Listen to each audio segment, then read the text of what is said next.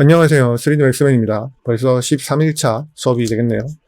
저희 초급반, 미리 접수하시고, 초급반이 과연, 혹은 정규반이 과연 어느 정도, 퀄리티, 어느 정도 수업이 퀄리티가 높냐를 보시고 싶으시면, 저희 카페 실명 수강후기를 누르셔서 수강후기만 보시면 됩니다. 초급반 수강후기를 보는 게 왜 도움이 많이 되냐면, 그분들이 여러분들과 똑같은 상황에서 어떤 실수를 범했는지, 어떻게 공부하면 되는지를 정확하게 후기로 알려주시기 때문에 큰 도움이 될 거라고 생각합니다. 자, 13일차 시작하도록 하겠습니다. 전 시간에 어레이에 대해서, 툴의 어레이에 대해서 배웠는데, 이제, 증간분하고 토탈에서 무브만 했었죠. 자, 그러면 이번에는 로테이트를 배워보도록 하겠습니다. 근데 로테이트는 재밌는 게, 말씀드렸듯이, 축이 중요하거든요. 그래서 피벗을 배운 거예요. 로테이트는 백날 해봤자, 자, 이걸 로테이트를 하려면 어디 기준으로, 로테이트는 쇠코칭이라 항상 생각하세요. 이렇게 돌리려면 어떻게 해야 돼? 어디다 쇠코칭을 꽂아야 돼? 여기 Z에다가 쇠코칭을 꽂아야지 로테이트가 이렇게 돌아가겠죠? 예. 무슨 말인지 아시죠? 자, 그래서 얘는 3D 잡표기를 해도 지금 보시면 스크린 잡표기로 되는 거예요. 무조건 가로, X, 세로, Y 이렇게 계산하기 편리하게 되어 있는 거예요. 자, 근데 저는 2D 잡표기에서 하겠습니다. 2D 뷰포트에서 하겠습니다. 자, 그럼 얘는 증간분. 자, Z축으로 돌리겠죠. 15도씩 돌려라. 15도씩 돌리는데 몇 개? 3개. 프리뷰를 켜놓으면 되겠죠. 아이고, 죄송합니다. 선택을 안 했네. 선택을 해야 됩니다. 뭐를 얘가 돌릴지 모르니까. 자, 15도씩 3개. 자, 15도씩 3개 어떻게 됐어요? 제자리에서 15도씩 3개가 돌아갔죠. 그죠? 그 다음에 증간분으로 하겠다가 아니고 토탈로 하겠다. 그러면 나는 320도 안에 총 7개, 8개. 이렇게 하면 320도 안에 8개고 인스턴스로 해라. 이렇게 할 수가 있다는 거죠. 그죠? 아주 재밌는 모양을 만들 수가 있거든요. 근데 나는 얘를 자기중심축으로만 돌리니까 제자리에서 이렇게 돌아가잖아요. 난 자기중심축이 아니다. 축을 옮겨서 훨씬 더 멋있는 걸 만들 수 있어요. 이거는 자기중심축에 돌리니까 이렇게 돌아갈 수밖에 없는 거죠. 저는 늘 말씀드리지만 맥스는 축을 중심으로 움직인다 라는 것을 알아놓으시면 돼요. 그러면 축을 한번 제가 엉뚱한 데다 놔볼게요. 축을 옮기는 거는 하이어라키 피벗, 그 다음에 어펙 피벗 언니, 피벗만 움직여라 하는 걸 했죠. 자, 여기다가 이렇게 놔둬볼게요. 그러면 어떻게 되겠어요? 이 아이가 얘를 선택한 상태에서 툴 어레이를 하면 똑같이 로테이트죠. 로테이트로 320도 Z축 안에 3개를 주게 되면 8개 할까요? 8개 하고 프리뷰를 누르면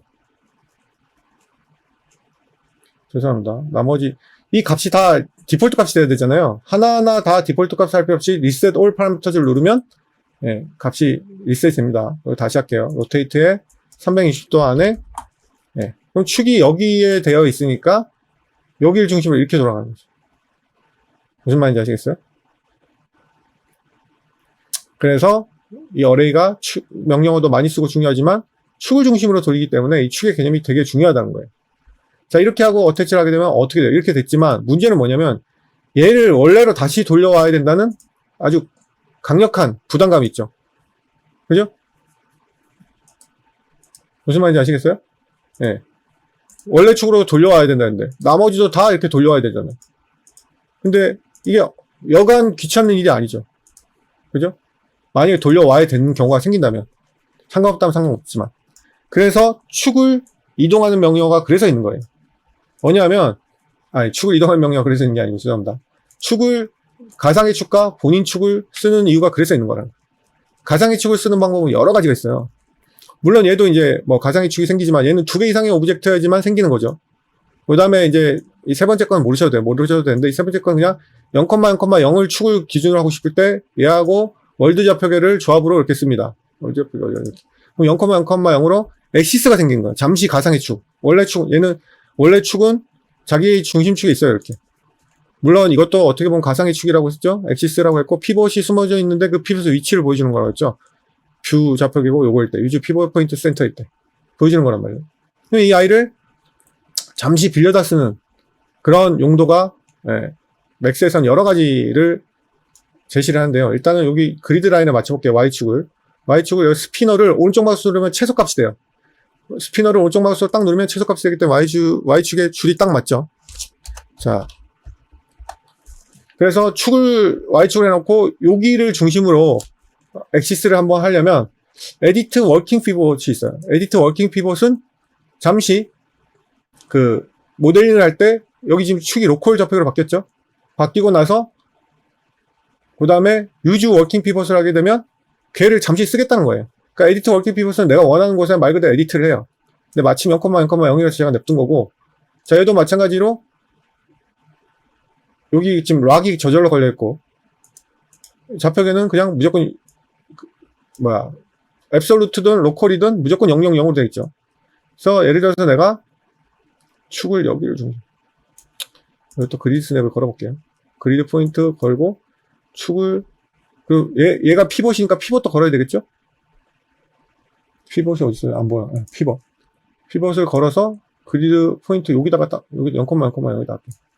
여기다가 딱 걸어볼게요. 자, 그리고 다시 스냅은 끄고. 그리고 이제 에디트를 다 했으니까 얘를 잠시 사용하겠다는 거예요. 이게 엑시스예요. 가상의 축. 유즈 워킹 피봇을 잠깐 사용하겠다는 거죠. 그럼 얘는 원래 축은 자기한테 있지만, 자, 원래 축을 뷰 좌표기로 하고, 이거 이렇게 하게 되면 자기한테 있는 거죠. 이 피봇이자 엑시스는 얘는 사라진 게 아니에요. 잠시 이용을 하는 거죠. 잠시 이용을 하는 거니까, 아까 다시 워킹 피봇으로 돌아가는 거죠. 이렇게. 그러면, 이렇게 되는 거죠. 이 상태에서 툴에 어레이를 하게 되면, 다시 돌려놓을 필요가 없다는 거예요. 자, 10개로 하고 360도로 해서 똑같이 인스턴스를 했다면, 각자의 축은 원래대로 하는 걸 리셋. 이게 맥스의 기본값이죠. 리셋을 하게 되면 각자의 축은 이렇게 있는 거예요. 그래서 편리하죠. 잠시 빌려다 쓰는 거예요. 가상의 엑시스를. 저 아주 많이 씁니다. 예. 그래서 가짜 축, 가상의 축이라고 하죠. 엑시스를 빌려 쓰는 게 바로 워킹 피봇, 또 하이어라키, 워킹 피봇, 에디트 피봇이 먼저네. 죄송해요. 제가 한 손을 못 써서 한 손으로 타자를 치다 보니 그래도 지금 많이 빨라진 겁니다. 요거에 대해서 지금 배웠습니다. 자, 이렇게 되면 아니고 어레이를 좀 더 해야 됩니다. 자, 이제는 똑같이 유지 워킹 피벗을 똑같이 하도록 하겠습니다. 워킹 피벗 하면 여기 저절로 바뀌죠. 자, 툴에 어레이를 해서 정말 많이 쓰거든요, 어레이. 자, 이번엔 다시 리셋해서 원래대로 돌리고. 자, 이제 로테이트를 배웠으니까 요 리오리엔트에 대해서 배워보자. 아까 리오리엔트 이걸로 하니까 어떻게 됐어요? 각자가 360도 아래 주전자가 같이 팔로우 되면서 돌아갔죠, 이렇게 각도를 비틀면서. 근데 그게 싫고 원래 각도를 유지하고 싶다면 리오리엔트를 끄면 돼요. 끄면 원래 각도를 유지하고 되는 거예요. 무슨 말인지 아시겠죠? 네, 시간 체크를 해야 되니까. 아시겠습니까? 그래서 이 리오리엔트도 정말 중요하고 많이 씁니다. 그 다음에 이제 요 2D, 3D 명령은 어떻게 쓰는 거냐?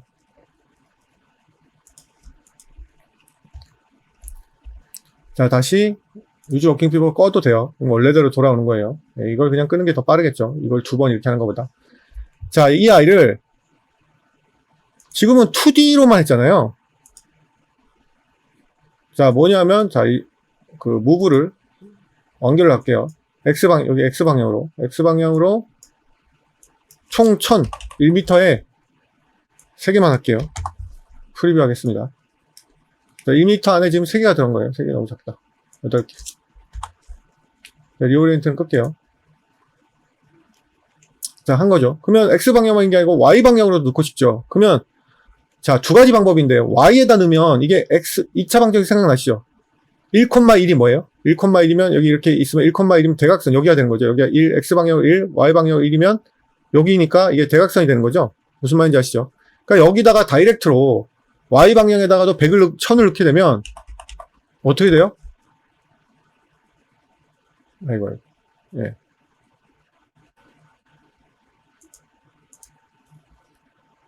Y방향으로 1000을 넣게 되면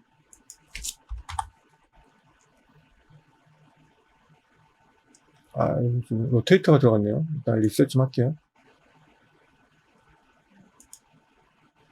자, 1000 이렇게 되는 거죠. 무슨 말인지 아시겠어요? 여기 x, y로 하니까 대각선으로 1000, 1000. 얘는 1000 1000이겠죠, 위치가. 얘는 2000, 2000, 3000, 3000이죠. 무슨 말인지 아시죠? 이렇게 2차 방정식 곡선을 그리면. 이렇게 가는 거예요. 근데 나는 이렇게 가는 게 아니고, 이쪽도 10개, 이쪽도 10개, 이렇게 가고 싶다 그러면, 얘를 이용하는 게 아니고, 토탈을 다이렉트로 이용하는 게 아니고, 얘는 0. 스피너 오른쪽 마우스 누르면 0이죠. 다시 이 아이를 전체를 이쪽 쪽으로 하고 싶다면, 얘를 이용하면 되는 거예요. 얘를 이용하는데, 얘도 총 10개.